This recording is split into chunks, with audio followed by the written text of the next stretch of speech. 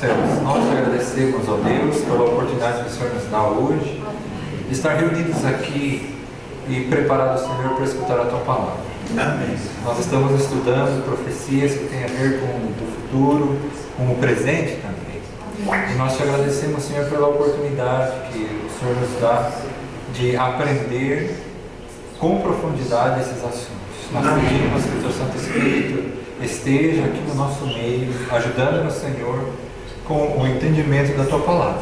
Amém. Pedimos, Senhor, uma bênção especial sobre o pastor Claudício, que nos vai guiar nesse estudo. E te agradecemos, desde já, pela resposta que virá a essa oração. Amém. Mas em especial, Senhor, queremos colocar nas Tuas mãos agora a vida, a saúde da Santa.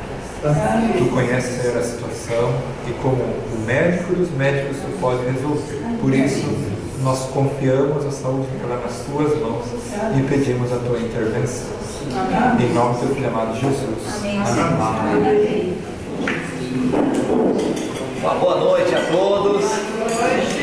Que alegria estarmos juntos nesta hora para estudarmos a Palavra do Senhor. Eu sabia que a chuva geralmente lava compromisso também, né? Mas o frio dificulta os compromissos às vezes. Mas hoje não é o caso, tá bom? Hoje nós soubemos que algumas pessoas tiveram aí necessidades para serem resolvidas, e o caso também da saúde, conforme já foi mencionado. Por isso o nosso auditório aqui está bem selecionado, mas estamos felizes da mesma forma e sabemos que Deus está aqui conosco e nós poderemos receber muitas bênçãos do céu. Nós vamos começar fazendo uma breve recapitulação do tema da semana passada. Nós falamos na semana passada, vocês lembram? Do capítulo 8 de Daniel, não foi? Então tá. Então Daniel 8 apresenta dois animais. O profeta viu dois animais em visão, e aqueles animais significam algumas coisas. Significa algo, cada animal significa alguma coisa. Então vamos lá. Daniel viu no início do capítulo 8 um carneiro. E o que representa aquele carneiro? Eu não vou entrar em detalhe nem vou demorar muito aqui, porque é só uma recapitulação rápida. Quem quer falar? Lembram? Viu o carneiro. O carneiro representava o império. Qual era o império? Império chamado dos Medos e Persas, né? Daniel teve a visão e o tempo passou e a visão se cumpriu, né? Porque a profecia é proferir algo antes de acontecer. Então o profeta viu e aí a história confirmou que veio realmente o império dos Medos e Persas. Depois foi falado também, Daniel viu aqui no capítulo 8, verso 5, fala que ele viu um bode. Esse bode representa um outro império mundial, que o próprio anjo veio para dar a explicação, né? E esse império mundial representa o império grego, que veio logo em seguida. E aqui menciona então, nesse bode, um grande chifre, aí apresenta aqui com 4 chifres. E apresenta também que um grande chifre, aquele chifre quebrou, e aí nasceram 4 no lugar daquele chifre. O que representa isso? É que Alexandre, após a morte dele, aí então assumiram o poder os generais dele, 4 generais, né? Licímaco, Cassandro, Seleuco e Ptolomeu. Eles dividiram o mundo em 4 partes e cada um ficou com uma parte, dominando uma parte do mundo. Mas aí também o texto aqui no verso 9 fala que de um dos chifres, dos 4 chifres, ou seja, de um dos generais ali que estava ocupando uma parte do mundo, de um saiu um chifre pequeno agora. Aí chama aqui esse chifre pequeno. E esse chifre pequeno se tornou tão forte, que ele foi para o Oriente e também para a Terra Gloriosa. E ele cresceu até atingir o exército do céu. Você já pensou a força desse chifre? E esse chifre pequeno, pela profecia, então nos indicou, e nós falamos, que representa o Império Romano. Império Romano nas 2 fases, porque o Império Romano veio na fase imperial, né, ou pagã, e veio em seguida a fase papal. Aí se nós vamos para a história, a gente vê que a fase do Império Romano começou em 168 a.C. e se seguiu até 476 depois de Cristo. Em seguida veio a Roma papal, tá? Agora é interessante, até eu citei aqui que nós estivemos em Roma e o nosso guia, até com lágrimas nos olhos, ele disse as atrocidades que a Roma pagã fez para a humanidade. Quando chegou a Roma papal, fez a mesma coisa ou pior, só que em nome de Deus. Em nome de Deus, fez muitas coisas trágicas. E a história menciona, não precisamos entrar aqui em detalhe. A noite de São Bartolomeu é um fato bem marcante, mas existem muitos outros fatos também. Então, aí se cumpriu aqui essa parte da profecia. Acontece que no verso 13, diz assim: depois ouvi um santo que falava e disse a outro santo, aquele que falava: até quando durará a visão do sacrifício diário e da transgressão assoladora, visão na qual é entregue o santuário e o exército a fim de serem pisados? E aí ele me disse: até 2300 tardes e manhãs e o santuário será purificado. Logo em seguida a esse verso 14, a gente percebe que aí o anjo veio para explicar para Daniel essa parte inicial do capítulo. Acontece que quando ele explicou tudo isso, aí ele fala aqui no verso 26, olha só na sua Bíblia, o que diz aí? Alguém quer ler? A visão das tardes e das manhãs que foi dada é verdadeira, mas guarda a visão de segredo, porque se refere a dias ainda bem distantes. Exatamente. Então o anjo explicou a primeira parte da visão, só que a segunda parte da visão foi dito para ele: a visão das tardes e manhãs, essa visão é verdadeira, mas você guarda para você mesmo, né? Guarde aqui, preserva essa visão, porque refere a dias muito distantes. Então não era o cumprimento dessa profecia, não era para aqueles dias, era para um tempo muito distante. E então segue o texto aqui no verso 27, termina o capítulo dizendo o quê? Daniel ficou doente, fala que ele ficou doente, se enfermou, né? Olha aqui, eu, Daniel, enfraqueci. Vocês estão comigo? Sim. Estão aí? Verso 27, no capítulo 8. Olha aí, olha o que fala. Vamos comigo, vamos ler juntos. Eu, Daniel, enfraqueci e estive enfermo alguns dias. Então me levantei e tratei dos negócios do rei. Espantava-me com a visão, e não havia quem entendesse. Viu a situação de Daniel? Ele ficou doente, ele ficou enfermo. Depois que ele sarou, ele foi trabalhar novamente nos serviços do rei. Tá certo? Vocês estão me entendendo? Foi trabalhar no serviço do rei, das atividades dele, e ele continua dizendo, e espantava-me muito. Ele ficou perturbado por muitos anos. Na verdade ficou em torno de 13 anos. 13 anos sem saber a visão. Aí assumiu as atividades dele. Aí depois de 13 anos, aí entra no capítulo 9. O capítulo 9 começa descrevendo, sabe o quê? Descrevendo ele orando. Ele orou intensamente, rogou a Deus: ó Deus, somos pecadores, o nosso povo tem pecados, o nosso povo transgrediu os teus mandamentos, a lei de Moisés. Aqui vem fazendo menção.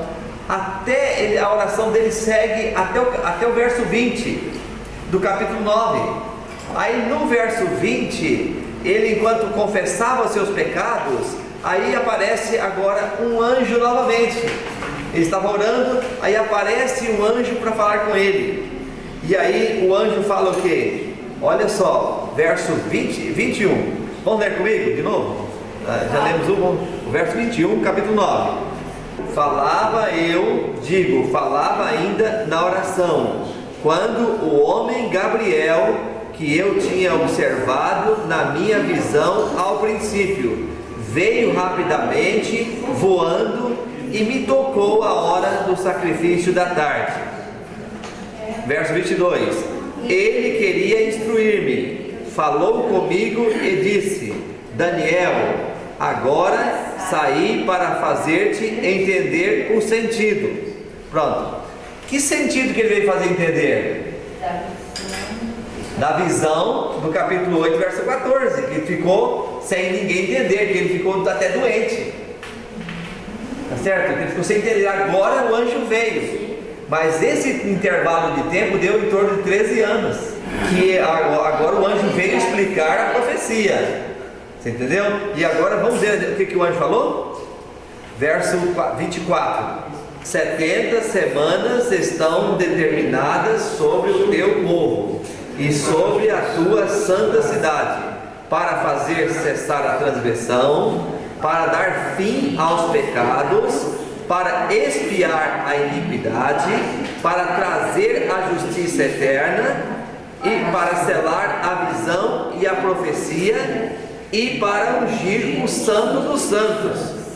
Olha quantas coisas apareceram aqui. 6 coisas que disse que 70 semanas estavam determinadas. Iam passar 70 semanas e 6 coisas iriam se cumprir. 6 coisas, vocês estão me entendendo? Quais são elas? Olha aqui, ó. Cessar a transgressão, dar fim a pecados. Espera aí. Quem unicamente pode dar fim a pecados? Perdoar pecados e tudo mais. Quem pode fazer isso? Então está referindo aqui, 70 semanas iria acontecer coisas desse tipo: dar fim a pecados, aos pecados, expiar a iniquidade. Quem unicamente pode expiar a iniquidade do ser humano? Jesus Cristo. Outra coisa, trazer a justiça eterna. Quem pode fazer isto? Também é Jesus. Vocês estão vendo aqui que tudo vai indicando para Jesus? Para selar a visão e a profecia, ou seja, fazer cumprir a profecia. Também é Jesus que... E aí depois ele termina: para ungir o santo dos santos. Quem é que foi ungido no batismo? Por ocasião do batismo foi Jesus Cristo. O Espírito Santo veio sobre ele em forma de uma pomba. Então 70 semanas iriam passar para poder cumprir essas coisas. Acontece o seguinte: e quando começa essas 70 semanas? Até agora nós não sabemos. No verso seguinte agora fala. Vamos juntos? Sabe e entende, desde a saída da ordem para restaurar e para edificar Jerusalém, até o ungido ao príncipe, 7 semanas e 62 semanas. As praças e as circunvalações se edificarão, mas em tempos angustiosos. Depois das 62 semanas, será morto ou ungido, e já não estará. E o povo de um príncipe que há de vir destruirá a cidade e o santuário, e o seu fim será num dilúvio, e até o fim haverá guerra, desolações são determinadas. Verso 27, volta agora a importância dele aqui, ó. Ele fará firme aliança com muitos por 1 semana. Na metade da semana fará cessar o quê?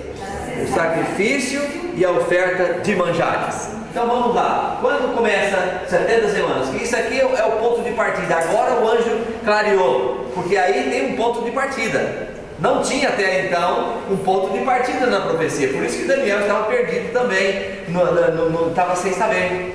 E aí ele fala, agora melhorou aqui, viu?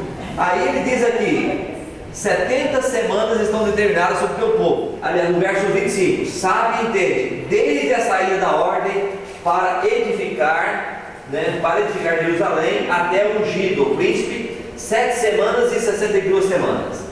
Nesse ponto aqui, eu acho que a câmera pega aqui direitinho. Posso vir para cá? Deixa eu ver se eu consigo. Para eu ficar aqui. Então, olha só, aqui está o seguinte: desde a saída da ordem para reconstruir e edificar Jerusalém.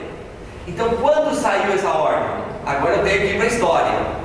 A história mostra que essa ordem saiu exatamente nesse ano aqui, ó. 400, dá para vocês enxergarem aqui não, né? Dá? 457 antes de Cristo. Aí o rei Artaxerxes, a história menciona que ele deu essa ordem para reconstruir Jerusalém. E naquele decreto que ele fez, ele passou para os judeus a ordem que poderia construir cidades, colocar juízes, tudo como cidade, deu status de cidade para Jerusalém. E a ordem foi em 457. Muito bem, a profecia mencionou ali que 7 semanas e 62 semanas, não fez menção assim? 7 semanas e 62 semanas. Aí nós vamos para entender esse texto, essas semanas, eu tenho que saber quantos dias tem uma semana. Semana não tem 7 dias? Sim. 7 dias. E ali fala, porque o texto de Daniel 8,14 disse até 2.300 tardes e manhãs, não é isso? E o santuário será purificado. Então vamos lá, uma tarde e uma manhã equivale a um dia, não é isso? Um dia. Agora, um dia em profecia, se nós formos lá em Ezequiel capítulo 4, verso 7, vamos para lá. 40 dias te dei, cada dia como um ano. Voltarás, pois, o rosto para o centro de Jerusalém, com o teu braço descoberto, e profetizarás contra ela. Então, de acordo com esse verso aí, Deus estava dando 40 dias para o povo, e cada dia equivaleria quanto tempo? A um ano, né? Então seria 40 anos que Deus estava dizendo. Um dia igual a um ano. Então 40 dias, 40 anos. Agora, confirmando esse conceito, né, de um dia igual a um ano, Números agora 14:34, um pouquinho mais à frente. Segundo o número dos dias em que espiastes a terra, 40 dias cada dia representando um ano. Levarei sobre vós as vossas iniquidades 40 anos e tereis experiência do meu desagrado. Cada dia, como você leu aí, representando quanto tempo? Um ano. Cada dia representando um ano. Não é isso? Vocês entenderam daqui? Então, nós agora estamos tratando de profecia. Então, na profecia, um dia igual a um ano. E aí, vamos aqui ao texto, aqui ao quadro. Nós vimos aqui 7 semanas. Então, 7 semanas, 7 vezes 7 dias, dá quanto? 49, não é isso? 49 dias. Então, vamos aqui ao quadro. Olha só, e vocês acompanham lá e aqui também. Então, 7 semanas vezes, uma semana tem 7 dias, então 7 vezes 7 igual 49 dias, então seria 49 anos, tá? O que aconteceria nesse período? Daqui do decreto que sairia para reconstruir Jerusalém, então 7 semanas estariam passando. O que aconteceria nessas 7 semanas? Ou seja, nesses 49 anos daqui até aqui, o que aconteceria? Aconteceria que Jerusalém seria reconstruída. E então Jerusalém foi em 408, ela terminou a construção dela. Só que ali fala também o texto de Daniel, que passariam 7 semanas mais 62 semanas até o ungido. Então, quando Jesus foi ungido, a história menciona que foi no ano 27, né? Depois de Cristo, no ano 27 ele foi ungido por ocasião do batismo.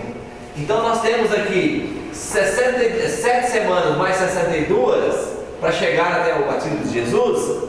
Então é só somarmos aqui mais agora 62. Vamos aqui ao seguinte ponto. Então nós temos aqui 62 semanas, né? Então seria 7 vezes 62, né? Que dá 400 e quanto? 434. O que aconteceu nesses 434 anos agora? Somamos 2 aqui. É isso? 49 anos mais 62. Então dá 483. Tem que dar, é isso aqui? Vamos lá. 9 com 4, 13. Vai 1. Seria 5 e 3, 8. E aqui nós teríamos 4. Exatamente. Então passariam 483 anos. Vamos vamos agora aqui, me ajudem aí. Eu estava no ano 457, antes de Cristo, quando aqui foi dada a ordem por Artaxerxes, tá certo? O rei Artaxerxes foi aqui, foi dada a ordem. E aí passaria mais 483 anos, ia passar para quê? Para que o ungido fosse ungido Jesus, ou seja, para que ele fosse batizado. Então vamos diminuir aqui. 457 chegando aqui, daria quanto? Vamos colocar aqui, 483 menos 457. Daria quanto? 7, 6, 13. Aqui ficou 7 e aqui 0. Chegaria no ano 26 antes de Cristo. Mas Jesus foi batizado no ano 27. E como resolve aqui esse ano? Então existem aqui duas opções. Alguns autores inclusive ficam mais com a opção de... vou falar primeiro, a primeira opção que alguns dizem é que o ano 0 não é contado. Então aí somaria mais um ano aqui. Aí daria o ano 27 para chegar quando Jesus foi ungido no batismo.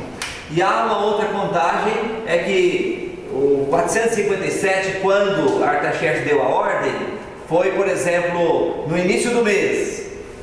E quando chegou no ano 26, já seria contado o ano seguinte, já chegaria no ano 27. Então, tem essas duas formas de resolver essa situação. Mas, de qualquer maneira, o que aconteceu no ano 27? Aí veio o batismo de Jesus. Veio ou não veio? Jesus batizou. Então, a profecia tem o seu cumprimento ali no ano 27. Aí cumpriu essa parte, 62 semanas. Agora, no verso 25 fala: Ele fará firme aliança com muitos por uma semana. E na metade da semana fará cessar o quê? As ofertas e os sacrifícios. Não foi assim? Agora vem aqui o detalhe. Ele fará firme aliança com muitos por uma semana. Uma semana seria de onde? Do ano 27 até o ano 34. Uma semana. Aí na metade da semana, no ano 31, aí ele é crucificado, porque aí cumpriu. Por isso que fala o texto: ele fará firme aliança com muitos por uma semana. Na metade da semana fará cessar as ofertas e sacrifícios. Por que fez cessar a oferta e sacrifício? Porque ele foi o próprio Deus. Porque até aqui se matava um animalzinho, não era isso? Para oferecer para expiar os pecados.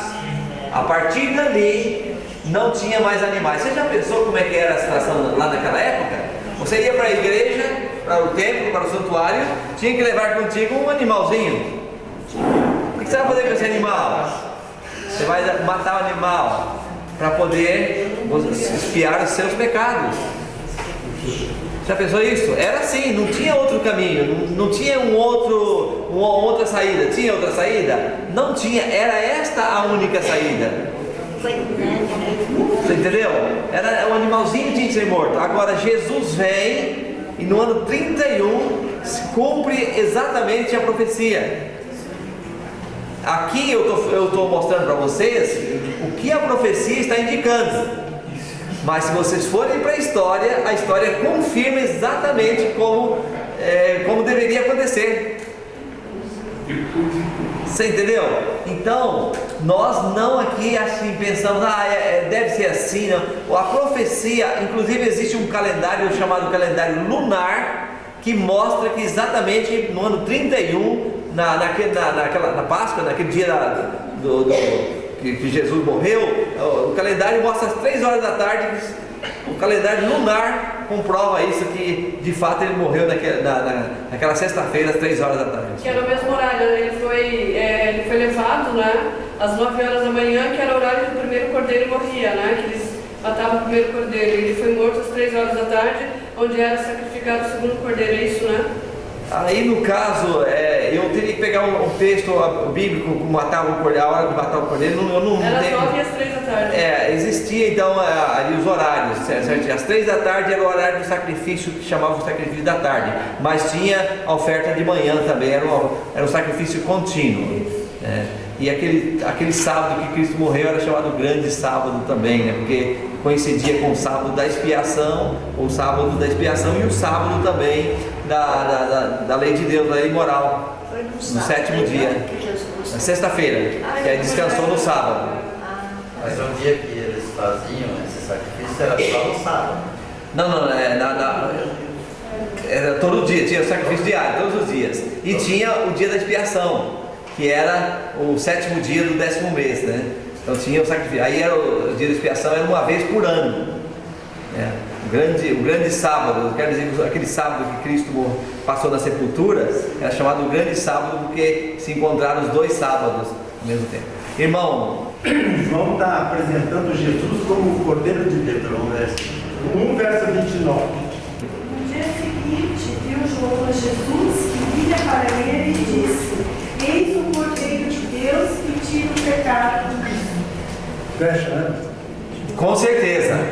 Então Jesus ali se tornou o Cordeiro. E era interessante, foi interessante, eu sempre quando falo desse texto, irmão, eu acho interessante, porque Jesus estava passando num momento ali perto onde estava João, e os discípulos de João, e aí João aponta para Jesus e fala: olha, meus queridos discípulos, olha ali, ó, aquele é o Cordeiro de Deus que tira o pecado do mundo, aquele é o Cordeiro de Deus.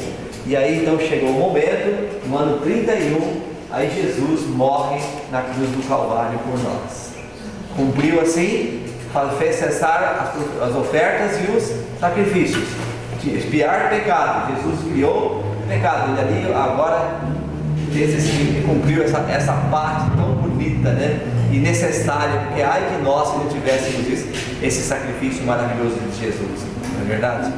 Até aqui se cumpriu uma parte da primeira profecia, das 70 semanas, porque o texto falou: na metade da semana fará cessar ofertas e sacrifícios, mas teria então mais 3 anos e meio, concordam?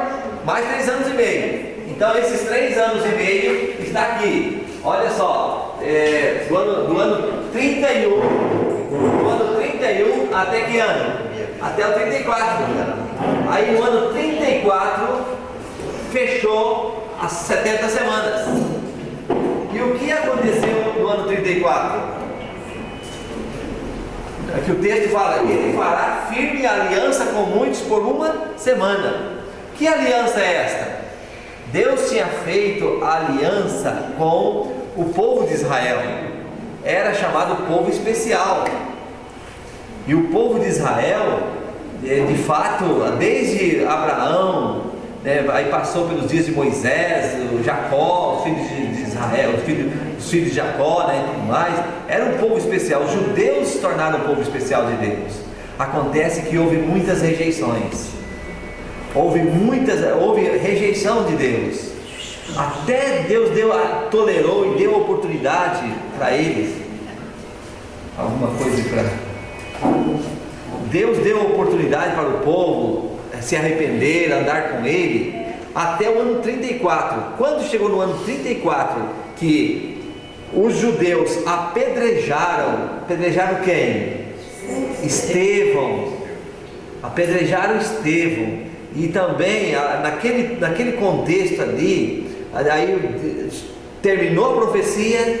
E aí, a partir dali, o povo de Israel não é tido mais como uma nação especial de Deus. Terminou o momento deles, e hoje não tem profecia que indica Israel para nada. Hoje tem uma profecia que indica todos os que creem em Jesus, indica o céu. Ou seja, quem crê em Cristo Jesus, quem obedece a Jesus, quem segue a Jesus, esse sim é o verdadeiro Israel. Então agora, a partir dali, do ano 34, aí aconteceu que o Evangelho passou a ser pregado para o mundo gentil, para outros povos, e aí Paulo entra em cena. Porque você sabe que com a morte de Estevão, ali, na morte de Estevão, Paulo participou dela, e a partir dali houve a conversão de Saulo, o Evangelho foi expandido para o mundo inteiro. Amém por isso. E assim cumpriu o quê? Cumpriu a profecia. Vocês estão entendendo? Aí cumpriu a profecia das 70 semanas. Mas por que o anjo disse? Por que o anjo disse que no slide anterior nós vimos ali que ali, desde a saída da ordem para reconstruir Jerusalém? Então o anjo veio o anjo deu aquela profecia para explicar a profecia anterior. Qual era a profecia anterior? Profecia de 2.300 tardes e manhãs que o santuário seria purificado, que o Daniel ficou perdido, não foi? Aí o anjo disse: eu vim para dar a explicação. E aí o anjo dá a explicação de que forma? Apresentando esta outra profecia que eu falei de 70 semanas. E o que é interessante, essa profecia é muito interessante e também ajuda a entender a profecia maior de 2.300 tardes e manhãs. Essas 2.300 tardes e manhãs, cada tarde e manhã é um dia e cada dia em profecia é um ano, então dá 2.300 anos. Vocês estão comigo? Entenderam? Dá um total de 2.300 anos. Acontece que começa quando esses 2.300 anos? Começa junto com a profecia de 70 semanas.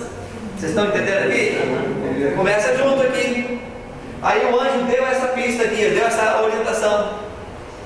E essa informação é importante. Aí 2.300 tardes de manhã começa aqui. 2.300 tardes de manhã começando em 457 e se estende até quando? Já passamos aqui 490, aí vamos embora, falta agora 1.810 anos para cumprir a profecia de 2.300 tardes de manhãs. Vocês estão entendendo? Então faltam agora 1.810 anos. E agora nesse período aqui, o que aconteceu na Terra? Agora foi a era cristã, do ano 34, né? E agora mais 1.810 anos, vieram muitas coisas da Terra. O santuário a verdade foi deitada por terra. Alguém duvida disso? A partir de Cristo ali, apesar do empenho dos apóstolos, aí os apóstolos morreram, né? E aí vieram outros os seguidores. Aí chegou no ano, por exemplo, 313, depois 324 ali, quando a Igreja Católica assumiu assumiu a mudança da lei de Deus oficialmente. Então, em 325, para ser melhor, o Concílio de Nicéia, em 325, aí a Igreja Romana assumiu agora a mudança do sábado para o domingo, tirou o segundo mandamento da lei de Deus. Essa mudança foi feita ali. A história menciona. E além disso, as ofertas e sacrifícios, as pessoas tinham que oferecer para quem? Se humilhar perante quem? Pedir perdão para quem? A partir da cruz. E antes da cruz sempre, pedir perdão para Deus, não é isso? E para Jesus Cristo que deu o sangue, que morreu na cruz. Agora o ser humano não precisava mais direcionar suas orações para Cristo. O que fazia? Agora o ser humano pedia perdão para um líder religioso. E ofertava para eles. E ofertava também. E contava lá as coisas para o padre. Por isso, exato. Por isso não é, eu estou falando aqui, queridos, com todo o meu coração. Não quero, alguns, quando entende isso aqui de coração, toma medidas muito assim, fortes, porque não é possível. Vocês já ouviram falar nisso que eu estou falando? Que vocês já ouviram falar? Não é novidade, não é isso? Não é novidade. Então por isso que o anjo disse que, o texto bíblico diz ali, deitou a verdade por terra, e o que fez prosperou. Então por muitos anos a Bíblia Sagrada foi tirada da mão do povo, ficou fora da mão do povo, e quase foi extinta. Somente o sacerdote lia a palavra de Deus, vocês sabem disso. E às vezes lia ainda de que maneira? Muitas vezes a missa era feita assim, no latim, língua que nem todos entendiam, e ainda de costa para o público. Não era assim? Já ouviram falar nisso? Não é novidade para ninguém. Não é novidade para ninguém. Então, queridos amigos, queridos irmãos, eu tenho isso a dizer porque é histórico. É histórico. A verdade, então, foi agredida fortemente, foi lançada por terra. E aí seguiu, então a profecia segue para completar aqui 2.300 tardes de manhãs. Completa quando? Completa aqui, em 1844. O que ocorre em 1844 aqui na Terra? Na Terra ocorre algo impressionante. Antes um pouquinho de 1844, o Evangelho começou a ser expandido para o mundo todo. Houve assim um reavivamento intenso em várias partes do mundo. O povo querendo conhecer mais as profecias de Daniel, as profecias do Apocalipse, e buscavam na Bíblia, né, buscavam na Bíblia Sagrada as profecias e interpretavam Daniel, aqui, a própria Bíblia interpretando. Houve assim um reavivamento muito forte, e tudo relacionando a volta de Jesus. Até que nos Estados Unidos, um cidadão, um fazendeiro, chamado Guilherme Miller, que era da Igreja Batista, ele estudou essa profecia e entendeu que o santuário a ser purificado seria aonde? Seria a terra. Seria a terra. Mas não existe na Bíblia um texto que fala assim: o santuário é a terra. O que existe é no livro de Hebreus, que eles até então não tinham descoberto isto, é que o livro de Hebreus fala que o santuário está no céu. Jesus está no santuário celestial, um santuário feito não por mãos humanas.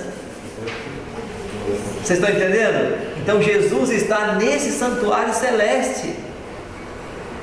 E então esta interpretação, esse equívoco, levou a uma catástrofe praticamente. Por quê? Porque a interpretação de Guilherme Miller foi longe. Milhares de pessoas estudaram e interpretaram daí como ele interpretava, e milhares de pessoas vieram para o cristianismo. Tudo agora, o povo, os mileritas, chamados mileritas, muitas e muitas pessoas aguardavam agora a volta de Jesus. E ocorre que a data marcada foi para o dia 22 de outubro de 1844, que era o dia da expiação. Então estava coincidindo com o sacrifício que tinha que se fazer, e o cálculo que ele fez. Então batia dessa forma, 22 de outubro de 1844, e quando chegou esse dia, Jesus não veio. E aí houve uma grande decepção. Um grupo saiu, continuou marcando datas, e desse grupo surgiu as Testemunhas de Jeová. Um outro grupo abandonou a fé para nunca mais saber, ficaram como ovelhas sem pastor. E um pequeno grupo, só um minutinho, aí um pequeno grupo, o que fez? Continuou estudando a Bíblia e interpretando a Bíblia com a própria Bíblia. A Bíblia era somente a Bíblia, só a Escritura era uma frase que usava, somente a Bíblia. E desse grupo nasceu um movimento chamado Movimento Adventista do Sétimo Dia, e surgiu então a Igreja Adventista. E daqui também surgiu aqui, como nós já estudamos em uma lição anterior, em um estudo anterior, que surgiu ali, Deus chamou uma pessoa para ser profetisa, não para substituir a Bíblia, mas para ajudar a interpretação correta da Bíblia Sagrada. E essa pessoa se chama Ellen G. White, né? E nós temos muitos livros que ela escreveu. Foi uma das escritoras que escreveu mais livros em todas as épocas. Está entendendo? E assim então nós temos o cumprimento aí em 1844, o santuário que foi purificado não foi a terra, mas o santuário que seria purificado, que o anjo falou, seria o quê? O santuário celestial. O santuário celestial que seria purificado. Mas alguns perguntam: e a sujeira no céu para ser purificado o santuário celestial? Como é que podemos responder? Sim ou não? Olha, há sujeira lá, os nossos pecados. E Jesus, até 1844, era o nosso advogado. Mas a obra de purificação de juízo, começou a partir de 1844. Por isso que o apóstolo Pedro fala que o juízo começaria pela casa de Deus. Então, um pouco antes de Jesus voltar, o juízo estaria acontecendo. Por que isso, o juízo acontecer antes de Jesus voltar? É importante esse juízo acontecer antes de Jesus voltar? Então vai que não teria esse juízo. Vamos imaginar que se não tivesse esse juízo, o que ia acontecer? Você ia para o céu, todo mundo ia para o céu sem ser julgado. Aí chegaria lá no céu, alguém dá um recado lá para você, ó, você não passou não, hein? Desce aí, pula para baixo. Tem sentido isso? Tem sentido isso? Não tem. Então Deus já tem um juízo, já está trabalhando esse juízo. Hoje nós estamos sendo julgados. Você sabia disso? Hoje nós já estamos sendo julgados no juízo celestial. Sim ou não, irmão dos Gomes? Nós estamos, a partir de 1844, Deus começou a julgar o caso de quem? Dos mortos, desde Adão, desde Abel, primeiro que morreu, e foi trabalhando, está trabalhando. E aí ele em algum momento vai passar por caso de quem? Dos vivos. E o caso dos vivos, nós, pelo que a Bíblia menciona, nós estamos nesse julgamento. Então, o nosso julgamento começa quando? Começa quando nós aceitamos Jesus de verdade. Quando você aceita Jesus, o seu julgamento começa. E ele vai até quando? Até o dia da morte, ou quando fechar a porta da graça. Você entendeu? Agora sim. Não é interessante isso? Interessante. Então hoje Jesus está tirando o nome do livro da vida, se a pessoa rejeita ele, ou está tirando o pecado do livro da vida que pediu perdão para ele perdoa. Então, ou tira o nosso nome, ou tira os nossos pecados se nós aceitamos. Por isso que é importante a nossa aceitação diária. E assim segue até que venha a morte ou venha o fechamento da porta da graça. Temos algumas mãos, tem duas aqui, mas então pode falar primeiro. Eu queria fazer uma pergunta. Pode. Existe um pecado imperdoável? Tem. Então, entender melhor nesse contexto. O pecado imperdoável. Jesus falou, Apocalipse 12, né? 12. Então trata ali do pecado imperdoável. Então é o pecado contra o Espírito Santo. Na verdade, Jesus estava tratando ali num contexto o seguinte: os judeus já tinham um ensino bem assim, de longos anos, da tradição, que o Espírito Santo era uma pessoa da Trindade, era Deus. Os judeus tinham essa compreensão, mas muitos judeus não tinham assim uma noção ampla de Jesus como sofredor. Tinha a visão de Jesus como vitorioso. Eles esperavam um rei de Israel que vencesse os romanos, porque os romanos eram o grande inimigo de Israel e de outras nações, os romanos. Então eles almejavam um Jesus vitorioso. Aí Jesus então veio como Jesus sofredor, e eles tiveram dificuldade para aceitar a Jesus como Jesus sofredor, o Messias. Até hoje não aceitam.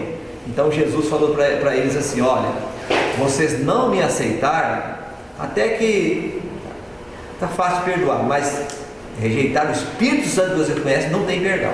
Por isso que é um pecado imperdoável. Por outro lado, agora vem trazendo para o nosso dia, os nossos dias. O que nós entendemos para nós agora o pecado imperdoável? O pecado seria assim, o Espírito Santo, porque o Espírito Santo hoje é que está cuidando de nós aqui na terra. Alguém discorda disso? O Espírito Santo é que cuida de nós aqui na terra, e ele nos convence do pecado, da justiça e do juízo. E ele então mostra e coloca em nossa mente que nós somos pecadores e necessitamos urgentemente de um resgatador, do sangue de Jesus. Aí ele faz com que nós cheguemos até Jesus. Então tudo que nós conhecemos de Deus e da Bíblia é pelo poder do Espírito Santo. Ele que faz esse trabalho em nós.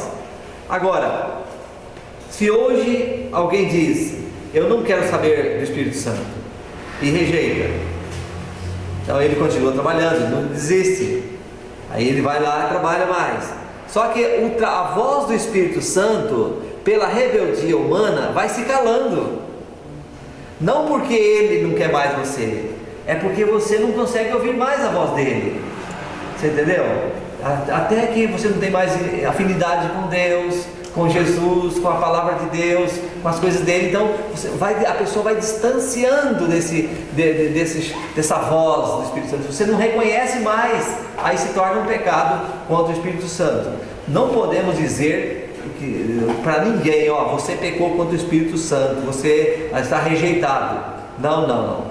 Enquanto tiver vida, o Espírito Santo continua trabalhando, e às vezes de forma inimaginável.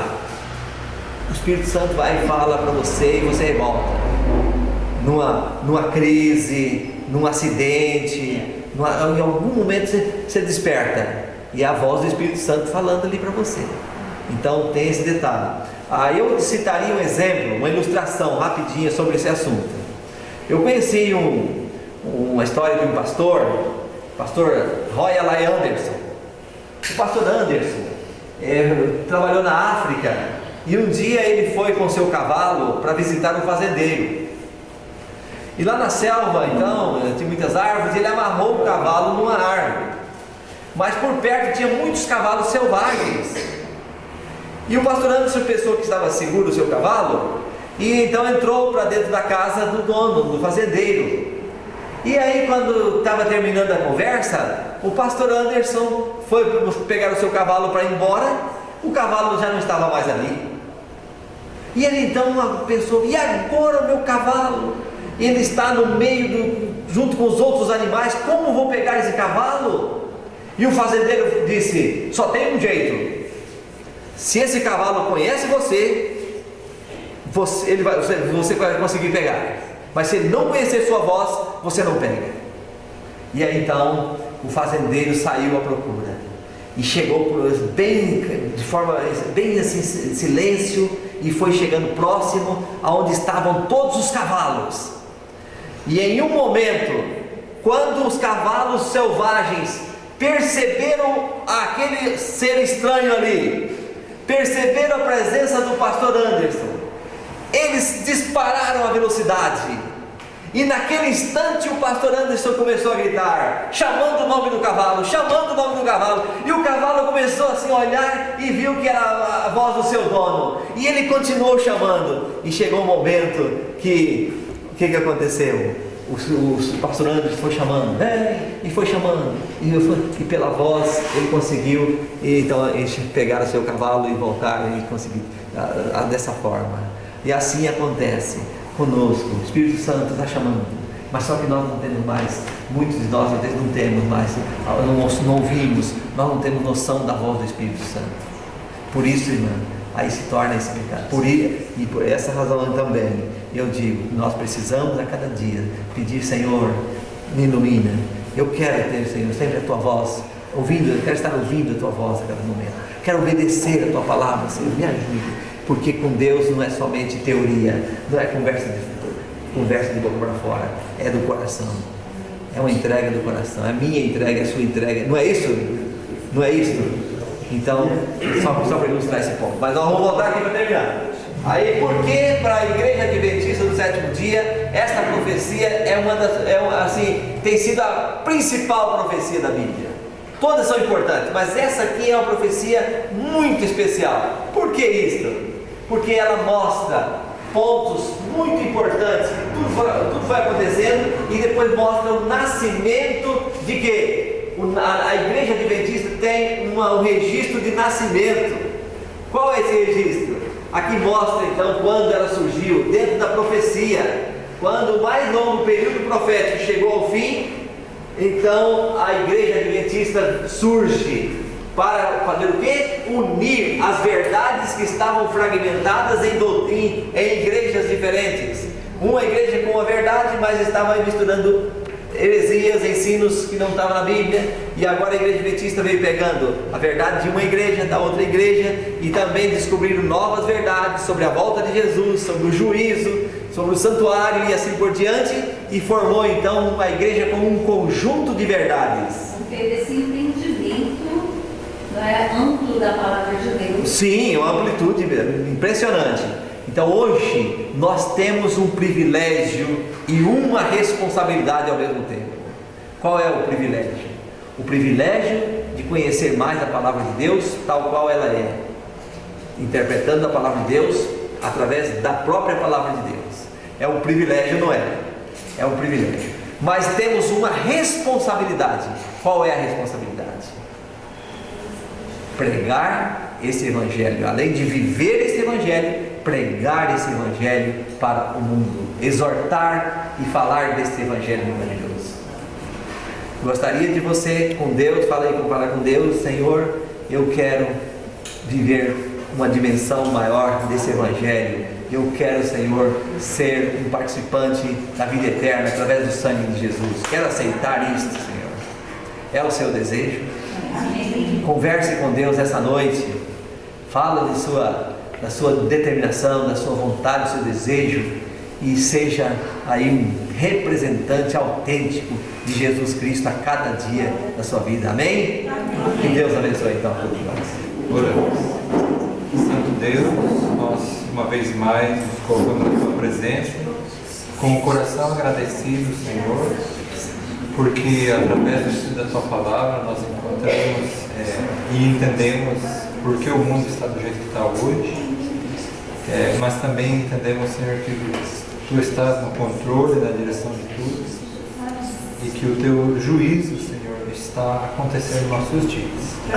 Obrigado, Senhor, por mostrar essa profecia tão importante dos 2.300 anos, que termina no ano de 1844, onde o movimento adventista toma corpo e existe até hoje. Obrigado, Senhor, pela oportunidade de conhecer tantas doutrinas segundo a tua palavra. E nós te pedimos que, à medida que nós continuemos estudando aqui, participando dessas aulas, nós possamos conhecer mais e entender, Senhor, a tua mensagem na plenitude. Envia por isso, Senhor, para nós o teu Santo Espírito, e nós te agradecemos pela resposta que tu dás à nossa oração hoje. Em nome do teu amado Jesus. Amém. Amém.